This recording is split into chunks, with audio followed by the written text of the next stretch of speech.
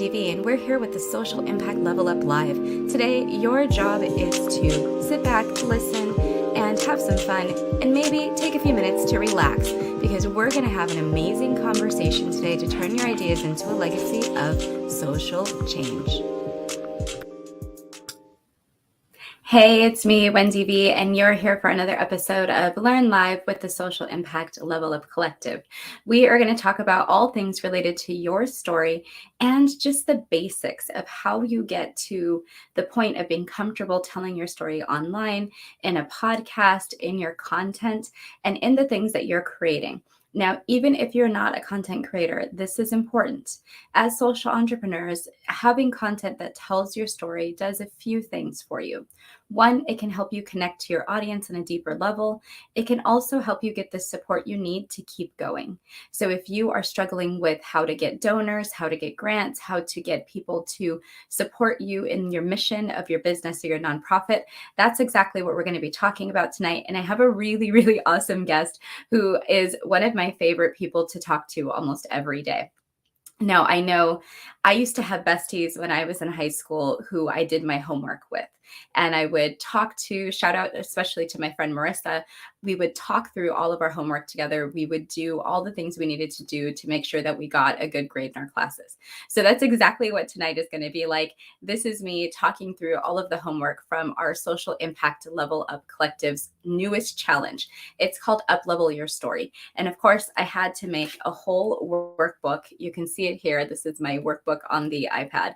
And I'm going to be working through the homework. So if you are part of the challenge, today is your day to ask questions related to the homework. Feel free to get into the comments, get into the chat here on LinkedIn or on YouTube. We can see both of them. We might not have your name, FYI, unless you let us see your name through StreamYard. It's a whole thing.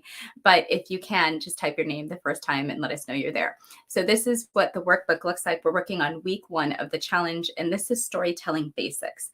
We go over who exactly are the audiences that you want to talk to in your content, and what are the core stories and key messages. So yes, people's like, I don't miss homework. Yeah, I know homework is like the worst, but honestly, I don't know who this is on LinkedIn because for some reason it's not showing up your name. So whoever it is, thanks for being here. But yes, homework is like the worst. So it's always better to do your homework with a friend. And that is why I invited one of my dear friends from the Clubhouse app to join us. I'm going to reveal who our top secret guest is tonight. It is Miss Dimple Dang. There she is. Hey, Dimple. Hi, How Wendy. are you? I'm good. How are you? Good. Thank you for joining us. I'm so excited about this. And I know people may not know you on LinkedIn or we're on LinkedIn and YouTube. So I want to make sure you had time to give a quick intro to who you are and why you're super awesome. Absolutely. Well, of course, we met on Clubhouse. That's how we all meet nowadays. And if you guys are not on Clubhouse, you're missing out. But for those of you who don't know me, hi, I'm Dimple. I am the host of the Mesmerizing Marketing Podcast, and I'm a marketing strategist and expert. I've been in marketing for over 20 years, Wendy. And, I work with law firms, I work with doctors, I work with business owners. I do tend to specialize in the legal niche. And we do anything from SEO, which is search engine optimization. That means getting them to rank on page 1 of Google. And Google really wants content. So nowadays, if you're not creating content on social media, you're not creating content on TikTok, on LinkedIn, you're going to get left behind. So that's really important. So a lot of content, website design, even helping them with their overall marketing strategy in terms of how do they use social media. How do they overcome the fear of being on camera? How do they start telling their story authentically online and, making Instagram reels and making TikTok, all of that. So I also help clients launch their own podcast from A to Z. So do the entire production. So they just have to show up and hit the record button, and that's it. We make it really simple. I love that. And it's so great. And hi, Diana. It's good to see you. Thank you for being here. I love that you're here with us. So Dimple, I know that in all of that, people have a bunch of fears about things like creating content or telling your story authentically. So many pieces that you mentioned in what you help people with. That's why businesses like you exist, is because people sometimes want a shortcut. they might need support, they might need ideas, or even a format to follow. So, for people who are facing these kinds of fears, how do you start to support someone through that process of going from I want to do it to I feel better and I can almost do it on my own? Well, I always say this, Wendy, you probably have heard me say this before, is that if you're scared about something, that's a good sign. If you're scared, but you know you're supposed to be doing that one thing, then do it scared, because you should be scared. You should know that you're doing the right thing. If you've it's been on your mind, it's something you've been thinking about, whether it's been launching your YouTube channel, whether it's been launching your podcast, writing that book, I say do it scared, because when you do it scared, the first time you do it, it's going to be scary. The second time you do it, it's going to become easier and easier and easier. And that's how we overcome our fears, Wendy, is like we go into things scared, but then, you keep doing it and then you overcome that. When you look behind, you're like, I was scared for nothing, right? But it's the first step you have to take that's the hardest sometimes.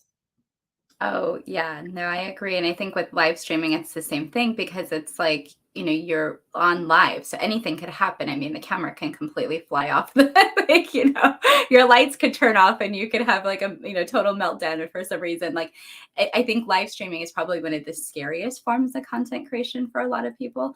But you help people with things that are, can almost be planned ahead of time, like reels or blog posts, things like, YouTube videos, all those things, podcast episodes.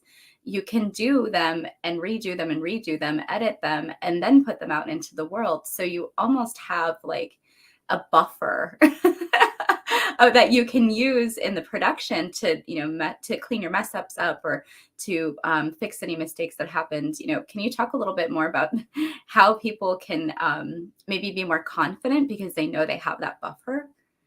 Yeah, well, I mean, you can actually practice. I always say practice amongst yourself. A lot of platforms, when you have these, features where you can say, I'm going to go into practice mode and I'm just going to, practice and touch the platform, see which buttons to push without having to be live in front of a live audience. And when I first started live streaming years ago, or, going on and doing these live streams on Facebook back in the day, they had a feature and you could just like do it, and I would do that once or twice, and then I would also be prepared, so I would want to know what I was going to talk about. And I'm not the kind of person who likes to like read off of like scripts and things like that. Like all the knowledge I believe is in my mind that I need, right? So I might make like an outline, put a sticky note on my, computer screen where the camera's going to be at, but literally it's just the knowledge is there. And I think it's like having a conversation as if you think that your friend is on the other end, and then you're not nervous about it. If you're thinking like, oh my god, there's 1,000 strangers watching me, you're going to be nervous, right? But if you go out there and you're like, you know what, I'm just having a conversation like with some friends, and then it takes that pressure off. Yeah, and I think that that's a good thing to mention to people. We were intending to be on Instagram, and then we did our practice mode, and the whole formatting on Instagram versus StreamYard just doesn't work yet. And so we said, let's just nix that and do what we're going to do on YouTube and LinkedIn. But that's kind of how you roll when you're ready to do this kind of content work. But if you're new to it, I can understand why that might frazzle you, that might make you upset. I just quickly went on my stories and was like, bye guys, we're not going to be on Instagram today. Go over here. Here's the link. So luckily people like Jasmine found us, on the places that we're at. So people adjust to the situation when you're a content creator, especially if you're creating live content, because people want to hear what you have to say. And I was listening to your podcast today, and I'm going to mention it again. Mesmerizing Marketing is actually a phenomenal podcast. I'm going to put up the link in case you've never heard it before. This is an episode I was listening to about course creation, and you mentioned that people have stuff inside of them that they need to share, whether it's stories, knowledge, information, things that can help other people, ways they can make an impact. So, what would you advise people who are coming to you and saying, hey, I have a way I want to make an impact, but I'm not sure, even what to do. Maybe I want to create a course. Maybe I want to create a podcast. How can they first get started with telling their story? Like, what is that first step? I think the first step before you even tell your story is finding out your why. I think your why is so important, Wendy, because your why is what drives you. when you're feeling disheartened, when you're feeling tired, when you're feeling exhausted. Because entrepreneurship, it's a lot of hard work. And sometimes people think, oh, like they don't have to work that much, but sometimes we actually work at midnight. Sometimes we, work in the middle of the night because we have like inspiration, we get an idea. And we do work really hard, but I think there's times that are tough and there are times that are good. But it's like going back to your why of why you do what you do every single day. And if you have a really powerful why, that why is what's going to propel you when you're feeling down, when things don't go your way, and it's just going to keep you going and going and going. So if you can find your why, right? And then you also can take that why, Wendy, you can tie it to your story, because everyone has a story. And you've heard the saying, turn your mess into your message, right? So you can take your mess and turn it into a message, because there's a story out there that you have buried deep down inside that other people need to hear.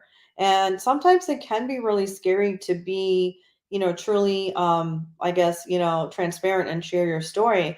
But I think if you can start doing it in little tidbits, like pieces, then it's going to be easier to just like formulate the whole story. And I think if you formulate your story and you share it authentically, it's going to promote other people to come forth and share their story authentically. So it's like you're setting off this domino effect.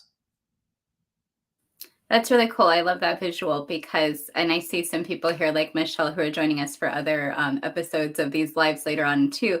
Just being able to share stories about our experience and what we've gone through as professionals, what we're capable of doing, how we can help others. Like some of those stories are really transformational, but you don't know who's listening and you don't know who's receiving it. So that could be the scary part is you're thinking maybe no one's listening. And then it turns out that that's something really pivotal for someone else to learn through your journey. And I know like podcasting is something that you do a lot with your clients. That is a really great way to share your story consistently. So, can you tell me a little bit more about what that is like? Like, what kind of support and how do you help people with their podcasting journey when they're first starting out? Because I know you have a variety of things that you support people with.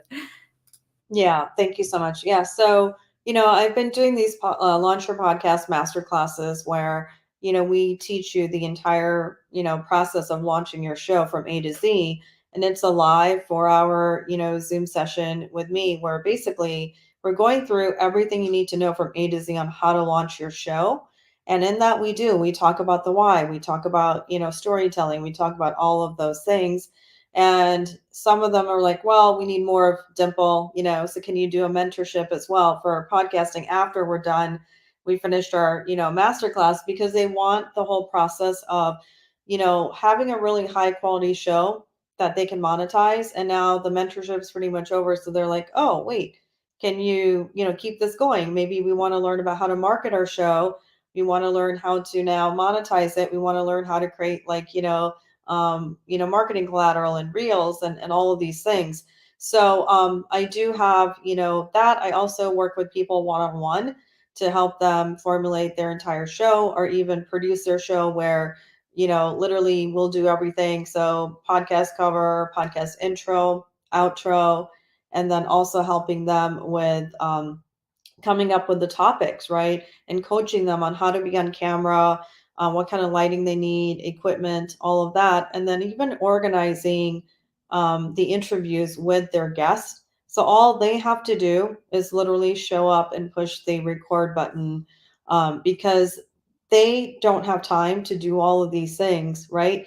But that shouldn't prohibit them from having their own show, because I always say like having your own podcast now, it's so important. It's part of building your personal brand. Even if you work for a company, you work for a law firm, even if you're in corporate America, you should be building your own personal brand, because your personal brand is like, I call it your insurance policy. And it's like an insurance policy because, if you were to get laid off and you have your personal brand, instead of you seeking job offers are going to come to you, right? So that's so important to have your own personal brand. And it also gives you credibility. And a lot of times it's a difference between you securing that client, securing that job, securing that deal, and not. It's like you're always going to have competition. So how are you going to stand out in a crowded marketplace? That's why. And I like that idea because so many people are facing layoffs now, right? Like we have so many people that have been laid off recently in the tech industry, nonprofit, and even in social services, people that are making an impact through their job, but probably have the ability to make just as big of an impact out on their own. And that's one of the primary audiences that I talk about. And so Ruby, who was just commenting, saying that she always connects with people who are the most transparent and who are sharing their story. Absolutely. And I think Ruby is somebody who shares really transparently on LinkedIn as well. And so she's a great example of someone who's gone from corporate America to being on her own, being really successful as a coach, and has an amazing talent to support others. So shout out to my friend Ruby.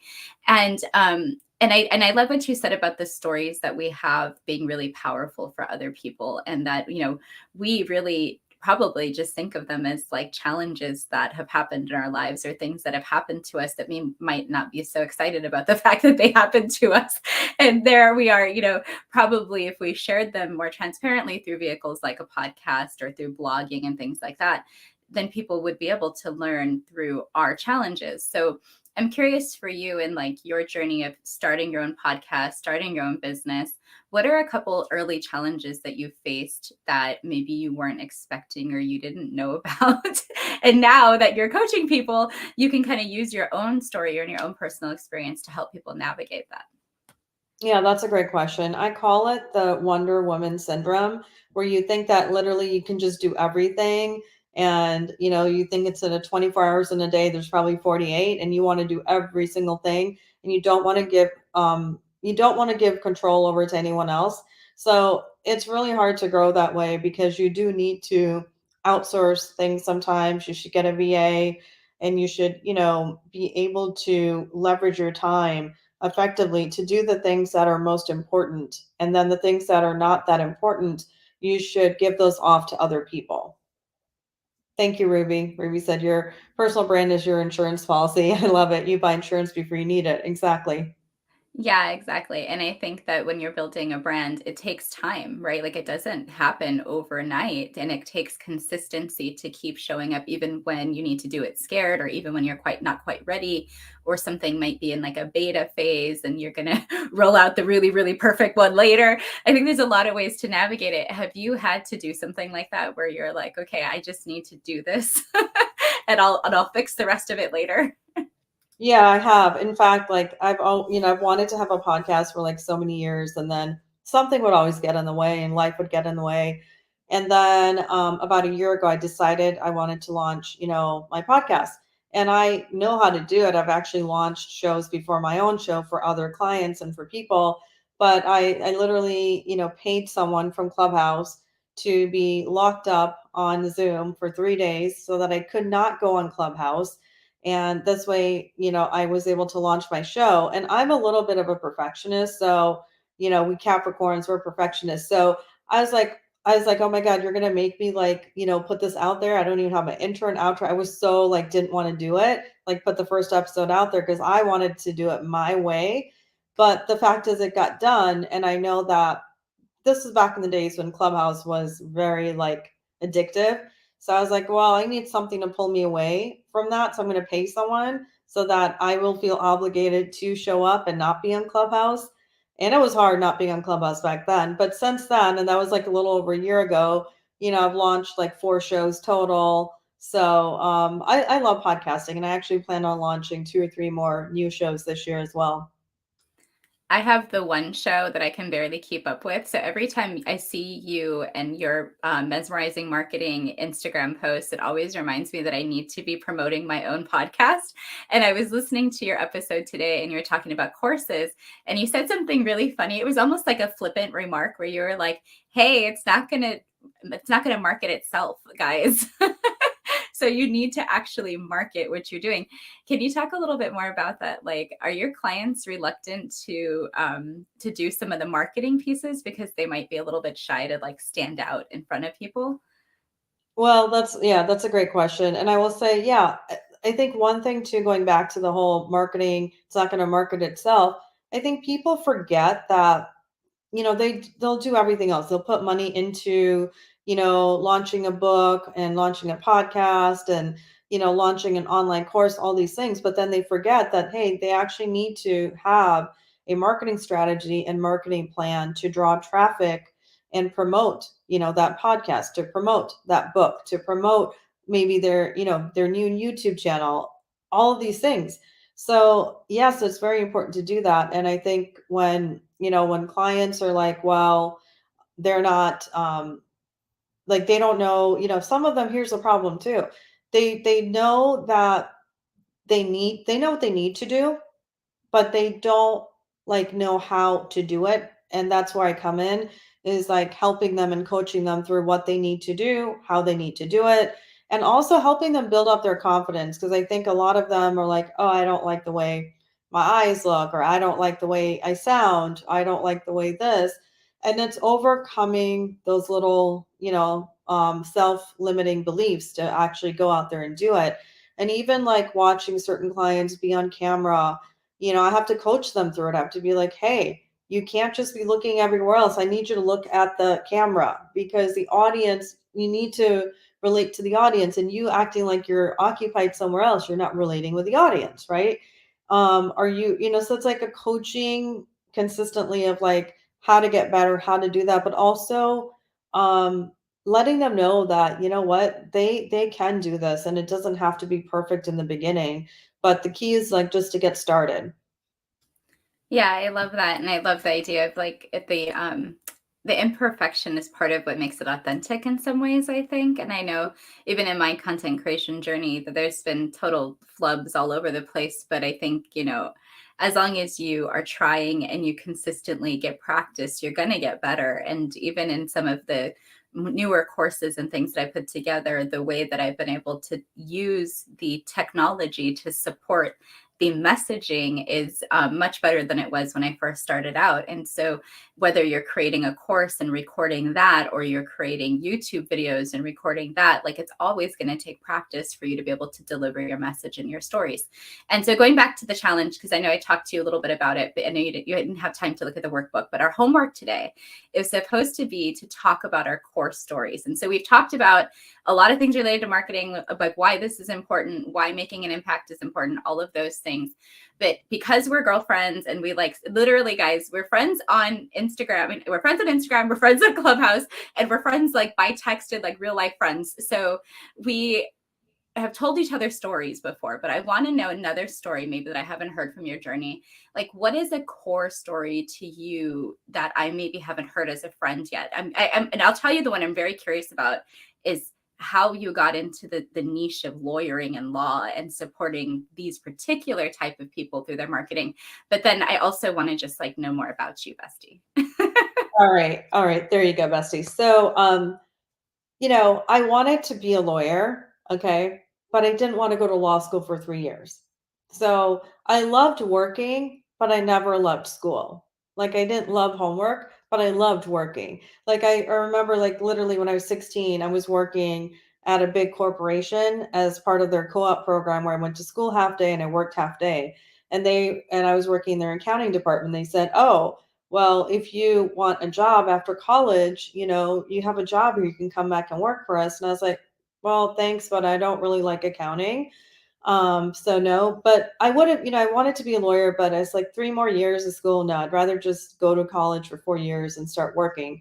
But I think like I always like got along with lawyers. So like my first, one of my early on jobs was working for the Yellow Pages. I used to sell marketing in the Yellow Pages, and a lot of my clients were lawyers and law firms. So I just remember that for some reason, like we just vibed. Like we always got along good in terms of in terms of like just a good vibe, and I really understood their business. And then even every other job I had after that, I was still selling marketing and advertising, but different types. Like I was selling paid ads on Google. And again, it was for that one, it was up to me on who I wanted to work with. So I chose that the majority of my clients were lawyers, right? So again, and then it just happened that way. And then for many years, I've been, writing for Attorney at Law magazine and things like that. And I've just been working with lawyers. So I just enjoy it. And I love the fact that every day, they're fighting for justice and they're helping people, and they really work hard. Like sometimes you don't know what happens behind the scenes, but I was interviewing one of my clients we're launching a podcast for, and they literally stayed up all night and slept like literally an hour and went to court, to do all the research and whatever needed to be done for their client. And they also went above and beyond and, just did the research and investigative process that needed to be done to win a case. And those kind of things, I get excited about that stuff. So that's how I ended up, I guess, specializing in the legal niche. Yeah, and it's cool because you don't have to be a lawyer to still create expertise in serving lawyers, right? And Right. that's really a good message for people who think, "Oh, I can only serve the people that I'm part of." Like I'm a social worker, so I very much could have created a podcast or things that are only for social workers, but at least for me, I thought, "Oh, well, if I broaden that out to people who are social entrepreneurs, that means more than social workers, people like you said, like lawyers, doctors, other people who help and make a difference, even personal trainers, coaches. There's so many other people who are making an impact through their business or their nonprofit, and they need help too. So it's like, oh, well, why don't I make sure that I can support not the maximum number of people because you don't want to like support everyone, but I think supporting the right people. So Yeah. here's another comment from Ruby that says, what's the benefit of a podcast over live streams? Would you say that they're equal in value or that there's a big difference? She always assumes, that it costs more to host a podcast. These are like four excellent questions in one, Ruby. So I'm going to let Dimple answer, and then I'll maybe throw some thoughts on top of that. Yeah. So the great thing about a podcast is it's worldwide. You're reaching a worldwide audience, like all over South America, all over India, all over Africa, like just everywhere, right? And I think that that's the beauty of it, is that your message can be out there to the masses and you can reach people everywhere. That's one. And then two, in terms of live streaming or podcasting, a lot of people do their podcast as a live stream as well. So they host it live, and then they have the podcast audio version that sits on Apple Podcasts and Spotify, tons of other platforms. And then there's some people that will, live stream it while they're hosting it to YouTube and things like that. But some people, they don't do it live. They want to have a surprise component. They want to edit it so they can still have a video component and an audio, or you can do just audio. Like for me, most of my podcasts, like I may record video, but most of them, I'm not posting those right now, repurposing them on YouTube. I'm basically just using them for reels sometimes, and I'm just doing audio. And that's just because I want to simplify the process of the workload. And that's going to take me a lot more time. And it might have almost made it prohibitive because I have so many other things I have to do if I were to do like the video component of it, and then also have to be like dressed up all the time, all that. So, sometimes that's why it's like you can record solo episodes and you can just do audio so that you don't always have to worry about hair, makeup, all of that. As far as the cost, I mean, it's pretty, I mean, and to me, it's like pretty, the cost is not too much. Like you can pay around $20 for hosting, and then you can pay $20 for a recording platform. Like I use Riverside.fm. And you guys can actually go to my Instagram, which is She Wears Stilettos, and click the link there. And I have all my downloads there, resources that I do recommend, or even on any of my podcast episodes on mesmerizingmarketingpodcast.com in the show notes. You can see the platforms that I recommend for starting your own show. But it's like around $40 a month, so it's not that much. And also there are platforms that are free as well. And if you are more on a budget, you can go that route as well. Yeah, I mean, I did the super free version when we started by taping the audio on Clubhouse, which is actually really good quality audio if you have the right, even just AirPods in. And then I took that and put that into Anchor, which is a free podcasting platform. Now, that has limitations because you don't get all of the data and information you do from some of the other platforms. You also can't do like things where you would insert dynamic ads into the feed, and some of the ad things work a little different on Anchor. So depending on which platform you choose to host your podcast, you could theoretically do it for free. The problem is then you have the limitations that exist with that platform. So it's almost like a little investment is probably the best, is what I learned. It is because there's so many features like with I mean, I use like Captivate.fm for hosting and they give you a built-in website. Whereas like if you're gonna get a website created, that's like $2,000, $3,000. So it has the features built in for even marketing, for promoting, and so there's definitely benefits to, paying a little bit for hosting your show. Good. And so Ruby said she's going to look all these up, but we make it sound easy. But no, it can be incredibly easy, but there is things like Dimple mentioned earlier, having theme music and an intro and an outro, and having all that planned.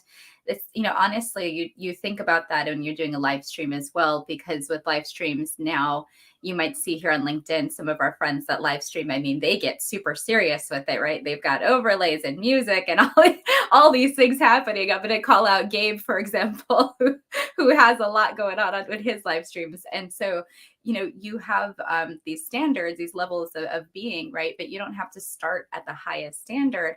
If you're just getting used to telling your story in front of a live audience or in front of a podcast audience that's taped, like, it doesn't really need to be that complicated. You can always do the most simplistic version that you're comfortable with, and then move up in your complexity. Get a website when you're ready. But I think one thing I noticed about Dimple's show notes that I was even saying to myself was, oh man, Dimple's show notes are so good that I need to up my game with my show notes. She's got them so well formatted, y'all. With all the links, all the helpful information, like everything in the show notes. So if you need an example, and hey, Lachelle is here. Hey, Lachelle, it's nice to see you. Our friend Dimple from our morning accountability room is here with us today. Yeah, So hello, I know. Cheryl. Good to Should we see you. tell them? Should we tell them about our morning accountability room, Dimple? Should we Oh, of finally course. You should tell invite them. people?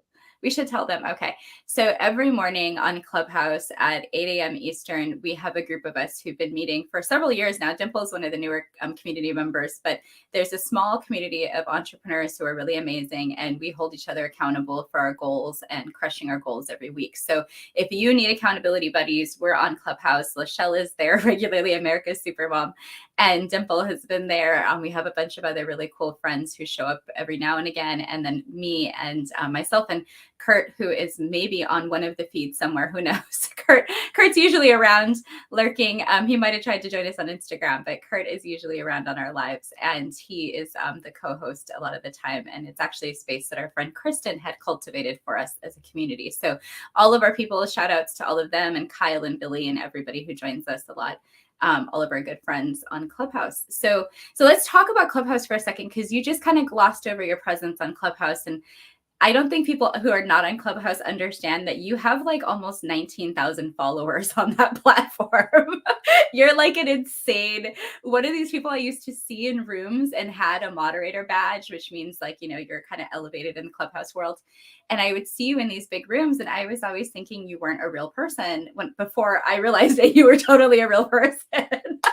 Oh, was I like a robot or an AI person? I What? don't know. I thought you were like, I was like, oh, she's just got like all these followers and she says these cool things. And then I realized that you're like totally my bestie. I'm like, I fell in love with you. I'm like, So it's so funny. See, like the perceptions people have, like, I'm not a real person. I know, I was like, What's that mean? I don't even know. I just thought you were like this like legend on these stages and these big stages. It's really funny.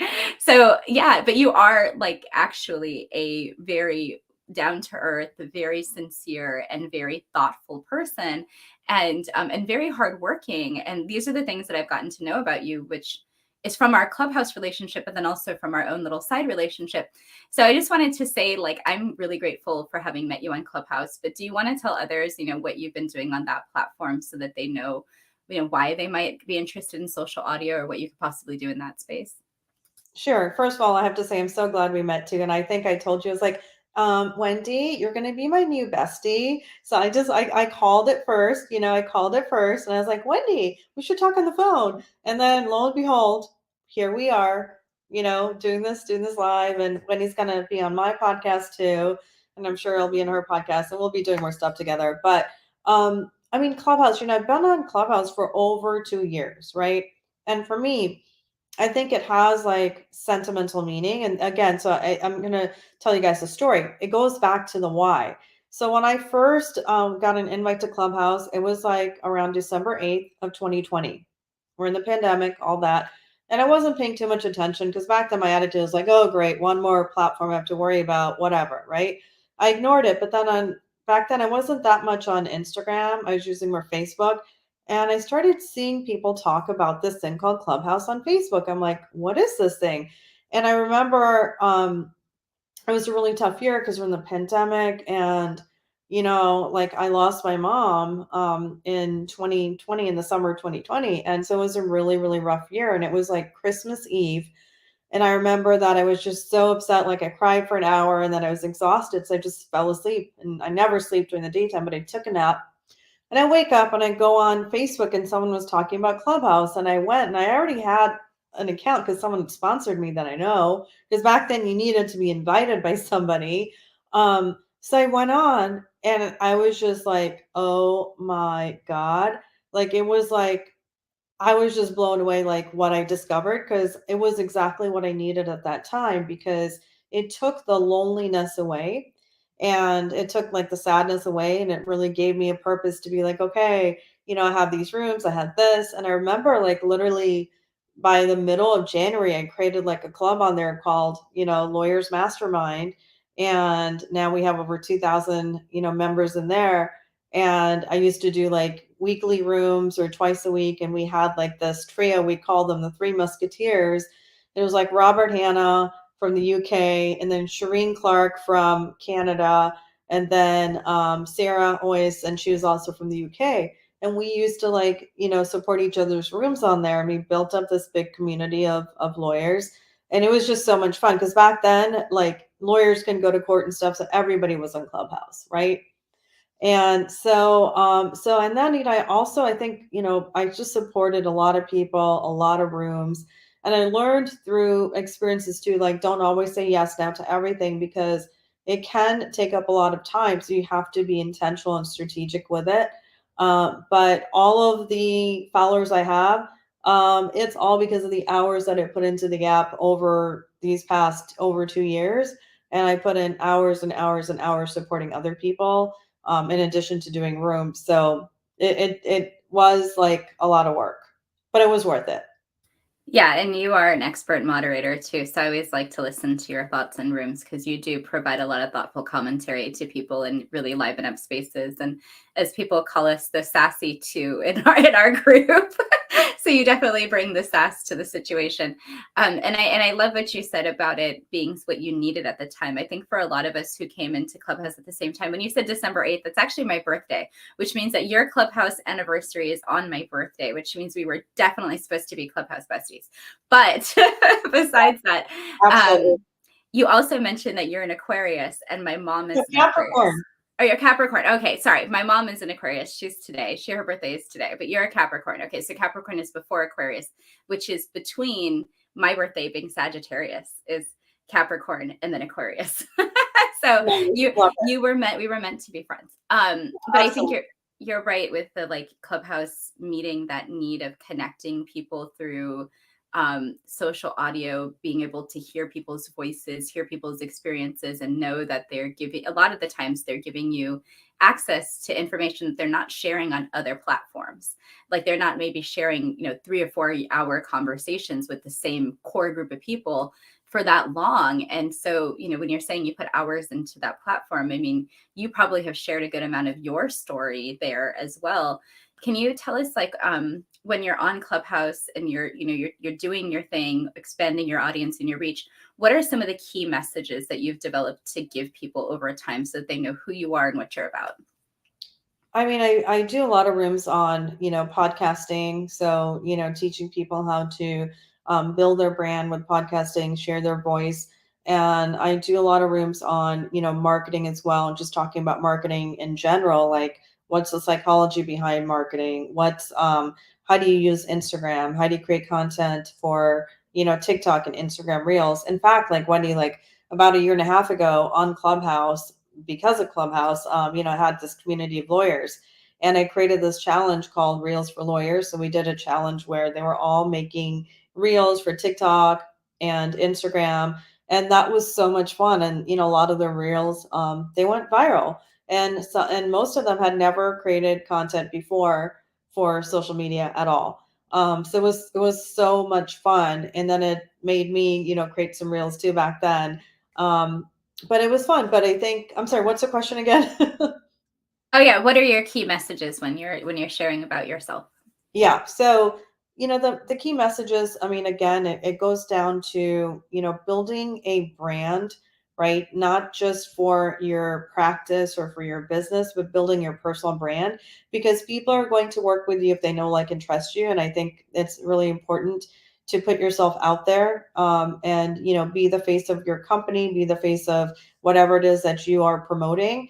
Because, a company, unless you're like a Coca-Cola, or Nike, it doesn't, like, people aren't going to buy you because you're that. I mean, they've spent billions of dollars on marketing and promoting and all that. But I think when you build your brand, you get to automatically get that know, like, and trust factor. And if you're consistent with it and you continue to do it, the payoff is there. And I think the problem, Wendy's, everyone wants like immediate gratification and immediate payoff, and marketing is not like an overnight thing. You have to be marketing consistently, and you have to be intentional with your marketing, and you have to be strategic. But if you can do that on a regular basis, you're going to grow your business, you're going to grow your practice, you're going to grow your following, and you're going to end up, growing your income and your revenue for your company. And you have to be willing to do that. And I think a lot of people are like, "Oh, I don't want to create content for social media because I just never had to do that," or they're old school. But now, I mean, I have people that are in their like 60s, and they come to me and they're like, "Teach me how to, like, create content, or teach me how to do this," because they don't want to get left behind either.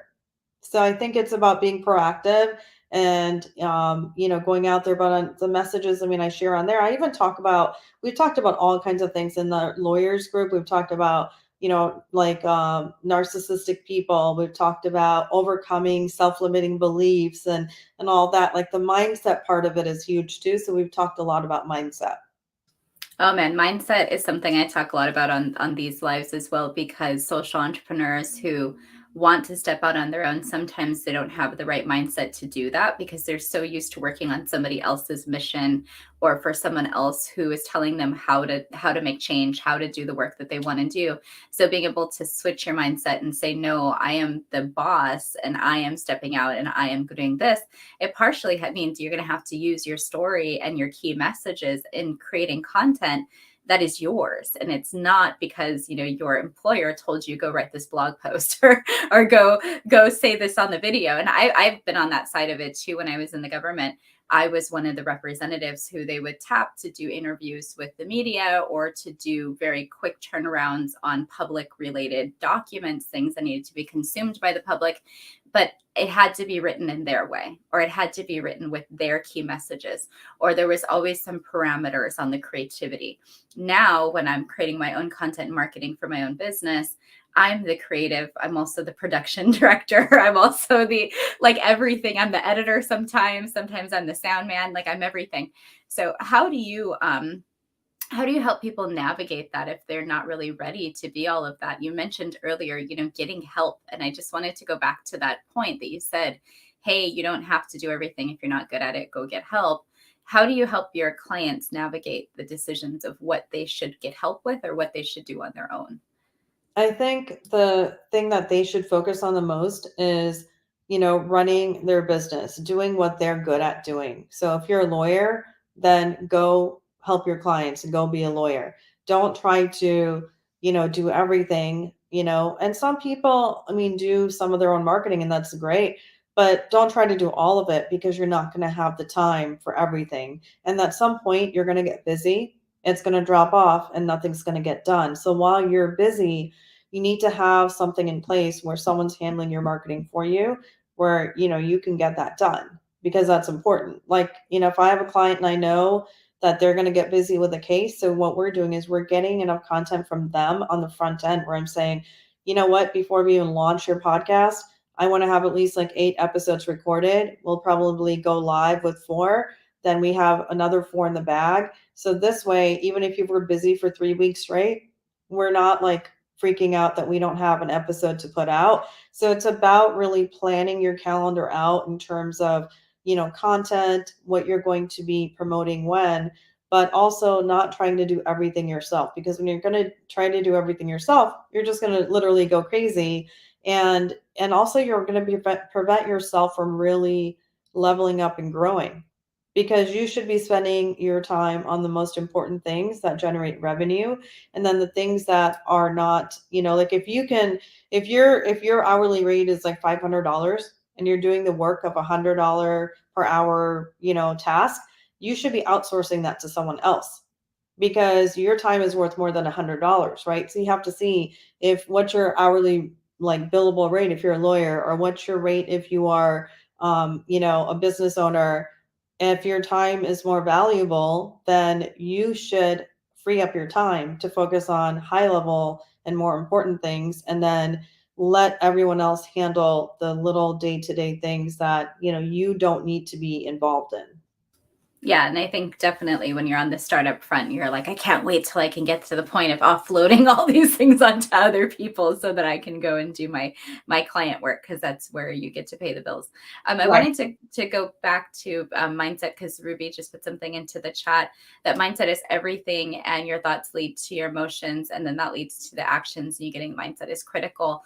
And of course, Ruby is also into mindfulness, and she's self-promoting. She's a hypnotherapist, which I love. Girl, go ahead and promote yourself, honey.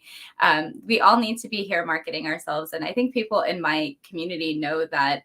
I tell you, come on and tell people what you do, right? This is a platform for us as social entrepreneurs to tell each other, here's what I'm good at, here's what I can help you with. So yes, shameless plug, go on ahead, girl.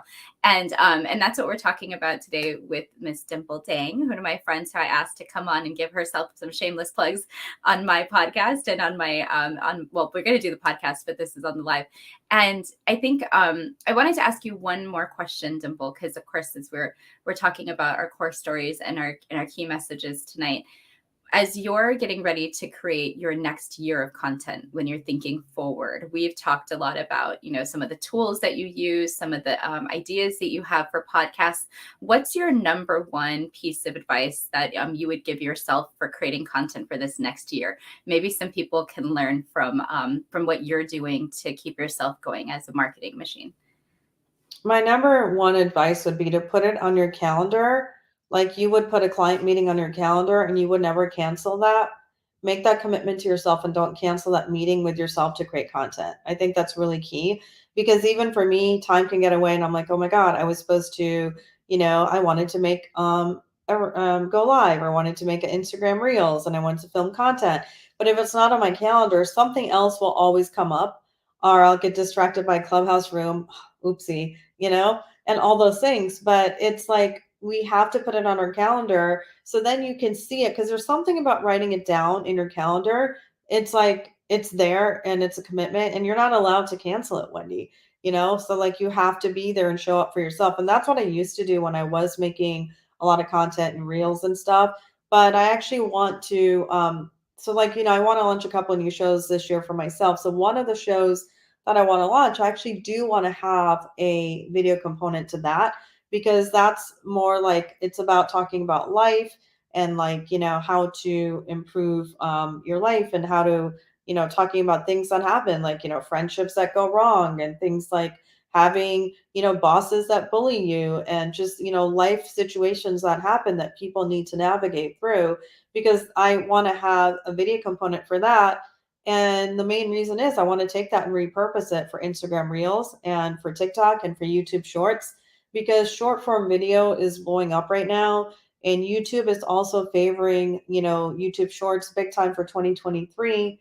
They're also favoring podcasts. So podcasting, YouTube Shorts, TikTok, Instagram Reels, Facebook Reels are all, going to be really, really hot for 2023. And a lot of these platforms are also providing content creators with monetization. So if you are a content creator and you're willing to create content consistently, you can make money even if you're not making money with it now. A year from now, 2 years from now, you can be making extra income coming in from these platforms.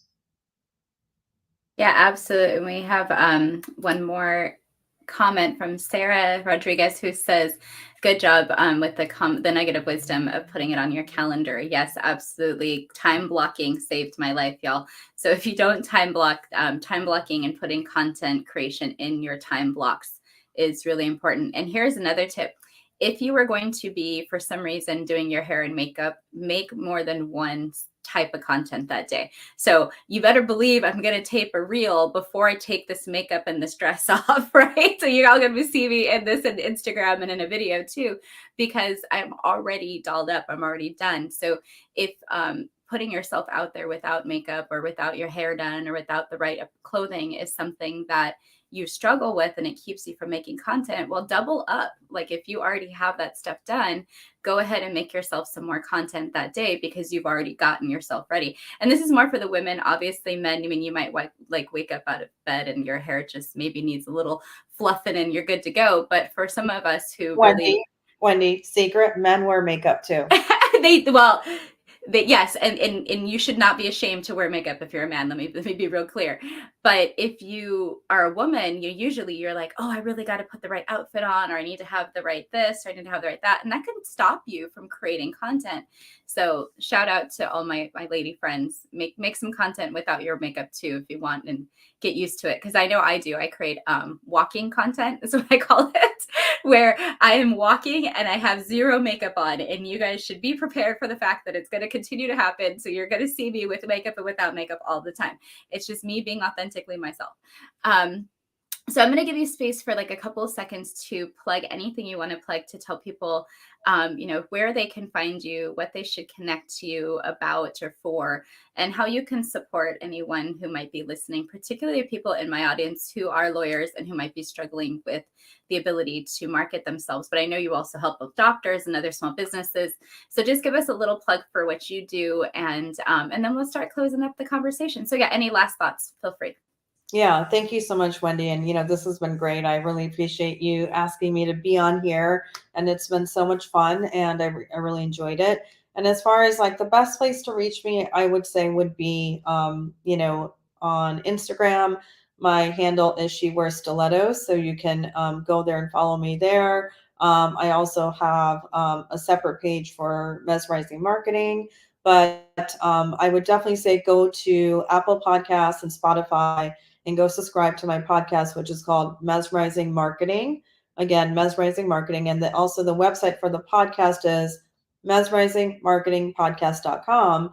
And in the show notes, I do have, information like if you want to schedule a free consultation, there will be a link that you can fill out a form there, as well as some resources and things like that. I also have my Sociotap link on my Instagram under She Wears Stilettos, so you can actually see if when I do upcoming workshops and stuff for launching your podcast. I put those there, stuff like that. I'm not a big LinkedIn user for the past couple of years. I'm trying to get back. So if you message me there, you may not hear back. But if you message me on Instagram, you will hear back. If you want to follow me also on Clubhouse, if you're in Clubhouse, my handle there is Marketing Expert, or you can look me up by name as well. And those are some of the best ways to get a hold of me. Yeah, and I love this. Ruby said thank you to us for having a great conversation. And of course, if you are on Clubhouse and you catch Dimple and I in a room, you're going to get probably about the same energy, if not maybe a little bit of shenanigans, because we're always on there at different times. Sometimes late in the evening, sometimes early in the morning. So it's always a good time whenever you run into us in the same space. And you're more than welcome to connect to us there as well. As I said, we have a morning accountability room Monday through Friday at 8 a.m. Eastern. And if you follow us on Clubhouse, you can look for either one of our names, Dimple Dang or Wendy Velos, and you'll probably find us running around the hallways at some point. So thank you for being here tonight. And oh my gosh, and Michelle is still here with us too. Thank you for everyone who's been here with us. I know we have a couple of more people coming up in the next Monday, so I'll tell you guys about that. The Uplevel Your Story Challenge, you can get the materials and everything on the link on my profiles everywhere. I have the link everywhere that you can possibly be, so feel free to get into that. Michelle is going to be on week 4, but we have 2 other people. Portia Mystique Steele is next week. And then Nishay Conley is coming up in week 3. So 3 more interviews throughout Mondays at 7:30 Eastern here on YouTube and LinkedIn. And girl, my eye is watering because I'm so excited about all of this. Here's Lachelle. Oh, Lachelle's still here with us too. Thank you guys for being here, everybody. Yeah, thank you for joining us and supporting us, and can't wait to see you guys live. Wendy's just like she's crying It because was such a good show. I'm now crying, y'all. This is live streaming. This is what happens in live streaming. You never know. You might just start randomly crying out of one eye. It's okay. I had a great time, everybody. Thank you for being here. Thank you to our special guest, Dimple Dang, for being here with us on the Social Impact Level Up Live. There'll be more conversations coming throughout the month of February. You're welcome to come and be part of our community by joining our newsletter on LinkedIn, which is at Dimple. My newsletter on LinkedIn just hit 4,600 subscribers the other day. So now we are growing wicked fast here on that platform. And you're more than welcome to follow me on my personal profile on any of the social media platforms at Wendy Velos. We have the season 2 of the Social Impact Level Up podcast coming back in March. So we'll be doing 40 interviews with social entrepreneurs who make a difference in their communities and who are experts in their field. And it's going to be a really, really wicked fun time. So make sure that you're staying tuned for that and you follow us on all of like everywhere a podcast could be. That is where the Social Impact podcast is. So Social Impact Level Up on Spotify, Apple, and every other platform you can humanly listen to us on. So see you guys later. Thank you guys for being here. It's been wonderful to have you. And we're really excited that you guys are part of our community. Take care. Bye, everyone. Thanks, Wendy.